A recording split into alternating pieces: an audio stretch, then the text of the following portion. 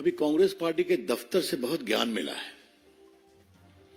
और राहुल गांधी ने तो ऐसा ज्ञान दिया है कि देश को भी काफी समय लगा समझने में। अगर राहुल गांधी, सोनिया जी और खरगे जी के सामूहिक प्रेस को एक शब्द में कहा जाए तो हार की हताशा में बहाना ढूंढा गया है। बीजेपी के राष्ट्रीय मंच से हम एक सवाल पूछना चाहेंगे। सोनिया जी, राहुल जी, अब खरगे जी से कितना पूछा जाए देखते हैं। आज भी तो उनका नंबर 3 ही था प्रायोरिटी में, हालांकि वो राष्ट्रीय अध्यक्ष हैं।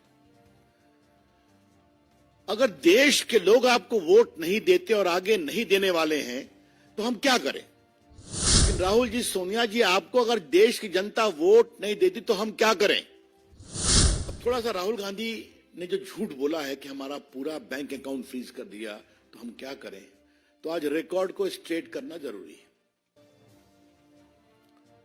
बाकी इनकम टैक्स का विषय है तो सरकार की ओर से बोला जाए, लेकिन अल्प ज्ञान समस्या पैदा करता है। राहुल गांधी जी राजनीतिक विषयों पर कितना होमवर्क करते हैं तो आप जानते ही हैं, लेकिन कानूनी विषयों पर भी जब बोलते हैं तो थोड़ी चिंता हो जाती है। और आज मैं कांग्रेस के लोगों को एक बात कहना चाहूंगा। हम भी चाहते हैं कि विपक्ष के रूप में कांग्रेस पार्टी पनपे, कितना पनपे उनका विषय है, लेकिन कांग्रेस पार्टी अब समझे कि जब जब राहुल गांधी से मुंह खुलवाएंगे तब तक स्टॉक मार्केट का और गिरेगा। कांग्रेस का खाता फ्रीज हुआ, देश का नहीं। बीजेपी की प्रेस कॉन्फ्रेंस में देखे कांग्रेस के आरोपों पर क्या बोले बीजेपी नेता रविशंकर प्रसाद। अभी कांग्रेस पार्टी के दफ्तर से बहुत ज्ञान मिला है और राहुल गांधी ने तो ऐसा ज्ञान दिया है कि देश को भी काफी समय लगा समझने में। तो ऐसा लगा कि बोलना जरूरी है। हमारे सम्मानीय राष्ट्रीय अध्यक्ष ने भी एक ट्वीट किया, आपको पता ही है, देखा होगा आपने। अगर राहुल गांधी, सोनिया जी और खरगे जी के सामूहिक प्रेस को एक शब्द में कहा जाए तो हार की हताशा में बहाना ढूंढा गया है। मैं फिर कह रहा हूं, आने वाले लोकसभा चुनाव में हार की हताशा में एक बहाना ढूंढा गया है। In utter desperation of imminent defeat, the Congress party at the highest level sought to create an alibi today. कुछ तो बोले, लेकिन उसमें कांग्रेस पार्टी का अकाउंट अगर फ्रीज किया गया है तो देश का अकाउंट फ्रीज किया गया है। ये तो कमाल है भाई। मुझे अपने जेपी मूवमेंट के आंदोलन के दिनों की याद आ गई। Indira is India, India is Indira, याद है ना? इमरजेंसी का दिन, जेपी की अगुवाई, कांग्रेस पार्टी की हार, आप सभी जानते हैं। कांग्रेस पार्टी राजनीतिक रूप से सूख कर कांटा हो गई है, फिर भी कांग्रेस पार्टी का अकाउंट अगर फ्रीज हुआ तो देश का अकाउंट फ्रीज हुआ। Mister Rahul Gandhi, what do you mean by this? Don't insult Indian democracy. Rahul Gandhi, Bharat के लोकतंत्र को इस तरह से आप शर्मसार नहीं करें। ये देश आपकी पार्टी से बड़ा है, ये देश का लोकतंत्र आपसे बड़ा है। और आज इसी देश में आपने झूठ बोला है, गाली दी है और सब देश ने देखा है, टीवी पे चला है ना। तो आप झूठ बोल सकते हैं, गाली दे सकते हैं, देश सुन रहा है, आपको ये तक अधिकार है, और करें देश का लोकतंत्र नहीं है। ये कौन सा तर्क है? ये बात मैं बहुत विनम्रता से कहना चाहूंगा। इनको नई बात नहीं हो तो अमेरिका में जाते हैं तो कहते हैं इंडिया में कोई डेमोक्रेसी नहीं है, सिंगापुर जाते हैं तो वही कहते हैं, लंदन जाते हैं वही कहते हैं, और आज उन्होंने यहां भी कह दिया। आज उनके झूठ का मैं पोल खोलूंगा। लेकिन राहुल जी, सोनिया जी, आपको अगर देश की जनता वोट नहीं देती तो हम क्या करें? बीजेपी के राष्ट्रीय मंच से हम एक सवाल पूछना चाहेंगे। सोनिया जी, राहुल जी, अब खरगे जी से कितना पूछा जाए देखते हैं। आज भी तो उनका नंबर 3 ही था प्रायोरिटी में, हालांकि वो राष्ट्रीय अध्यक्ष हैं। अगर देश के लोग आपको वोट नहीं देते और आगे नहीं देने वाले हैं तो हम क्या करें? अगर राहुल गांधी की यह अपेक्षा है कि भाजपा के मित्र उनके लिए कैंपेन करें तो ये तो हम करने वाले हैं नहीं, क्योंकि उनका तो स्टॉक मार्केट इतना गड़बड़ाया हुआ है। और आज मैं कांग्रेस के लोगों को एक बात कहना चाहूंगा, हम भी चाहते हैं कि विपक्ष में कांग्रेस पार्टी पनपे, कितना पनपे उनका विषय है, लेकिन कांग्रेस पार्टी अब समझे कि जब जब राहुल गांधी से मुंह खुलवाएंगे तब तक स्टॉक मार्केट को और गिरेगा। There is a gentle advice to the Congress party. We wish you well, but realize now the more you allow Rahul Gandhi to speak, the more you are losing the ground in the country. अभी आप सोच लीजिए, अब थोड़ा सा राहुल गांधी ने जो झूठ बोला है कि हमारा पूरा बैंक अकाउंट फ्रीज कर दिया तो हम क्या करें, तो आज रिकॉर्ड को स्ट्रेट करना जरूरी है। बाकी इनकम टैक्स का विषय है तो सरकार की ओर से बोला जाएगा, लेकिन अल्प ज्ञान समस्या पैदा करता है।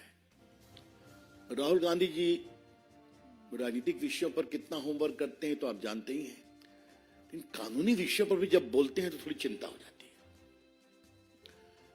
इनकम टैक्स एक्ट का एक सेक्शन 13A है जिसमें सही है कि पार्टियों पर इनकम टैक्स नहीं लगता, लेकिन पार्टी को अपना रिटर्न हर साल फाइल करना पड़ता है, जिसमें बताना पड़ता है कि 20,000 तक कितने हमारे डोनर्स हैं, 20,000 से ऊपर कितने डोनर्स हैं। और अगर आपने ये नहीं फाइल किया हर असेसमेंट ईयर में तो आपका ये एग्जम्पशन खत्म हो जाता है। ये है section 13A। Let me repeat, under the income tax act section 13A, there is a clear provision that the political party is exempted from income tax, provided they file their return every year as to how much money has come of 20,000 rupees and duly certified auditor's report as to how much they have received from big donation. If you don't do it, you lose that exemption. ये बहुत basic चीज है जिसको समझना चाहिए। अब थोड़ा हम आपको बता दें कि ये जो चिल्ला रहे हैं, 6/7/21 को असेसमेंट ईयर 18-19 के लिए ऑर्डर पास हुआ कि उन्होंने रिटर्न फाइल नहीं किया था, तो रिटर्न फाइल नहीं किया तो एग्जम्पशन खत्म हो गया। एग्जम्पशन खत्म हो गया तो 105,17,29,635 रुपए का डिमांड रखा गया। और मैं आपको बता दूं, इनकम टैक्स एक्ट में धारा 220, धारा 221 में इस बात का पूरा प्रावधान है। कलेक्शन एंड रिकवरी 10 सेक्शन है, कैसे कलेक्शन होगा, कैसे रिकवरी होगी, सर्टिफिकेट होगा, पेनाल्टी लगेगी, मैं पढ़ नहीं रहा हूं, but there is an inbuilt mechanism. तो उसका टैक्स का प्रोसेस है। आईटीओ ने नहीं किया तो आप अपील में जाएंगे, अपील ने नहीं किया तो आप कमिश्नर के यहाँ जाएंगे, कमिश्नर ने नहीं किया तो आप ट्राइब्यूनल में जाएंगे, ट्राइब्यूनल नहीं किया आप हाई कोर्ट जाएंगे, सुप्रीम कोर्ट जाएंगे। इससे ना संजय मयूख को मतलब है, डॉक्टर पात्रा को मतलब है, ना मुझे मतलब है, ना भाजपा को मतलब है। This is a routine tax process. और राहुल गांधी ने सफेद झूठ क्यों बोला है, यह आज देश को भाजपा के राष्ट्रीय मंच से जाना जरूरी है। हर जगह उनका स्टे रिजेक्ट हुआ, उस पेनाल्टी में अकाउंट फ्रीज हुए, टैक्स नहीं दिया, और वो झूठ बोले हैं आज। अब देखिए, इन्होंने जब इनको पेनाल्टी लगी तो ये सीआईटी अपील के यहां गए, ये स्टे एप्लीकेशन रिजेक्ट हो गया। इस बात को समझिए। इसलिए अब बिल्कुल रीजन ऑर्डर पर गया। उसके बाद फिर ये गए सीआईटी के यहां, कमिश्नर अपील के यहां, वहां भी रिजेक्ट हो गया। इनका देखा गया 135 crore tax plus interest add किया गया। फिर आईटीएटी जो इनकम टैक्स ट्राइब्यूनल है, उन्होंने इनका स्टे पिटीशन डिसमिस कर दिया। अब इसके खिलाफ ये हाई कोर्ट गए और माननीय दिल्ली उच्च न्यायालय ने 13 मार्च को वो भी रिजेक्ट कर दिया। और 13 मार्च को क्या कहा, जरा वो हम बताना चाहते हैं थोड़ा मित्रों के लिए।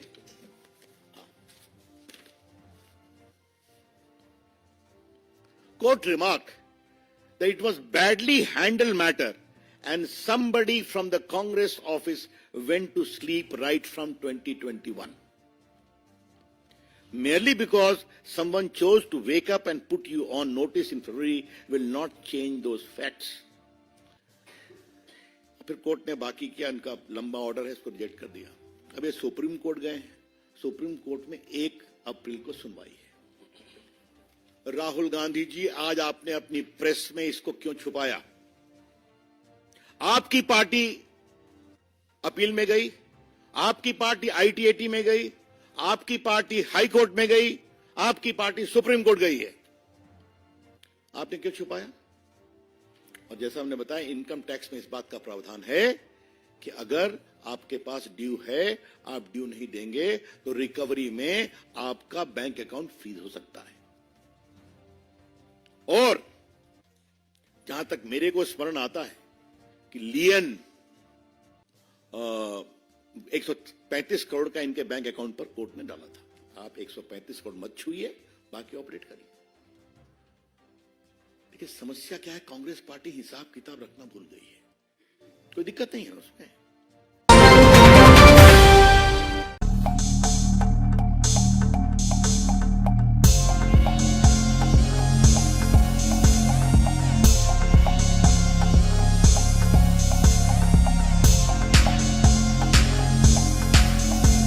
JL न्यूज, नया जमाना, नई सोच.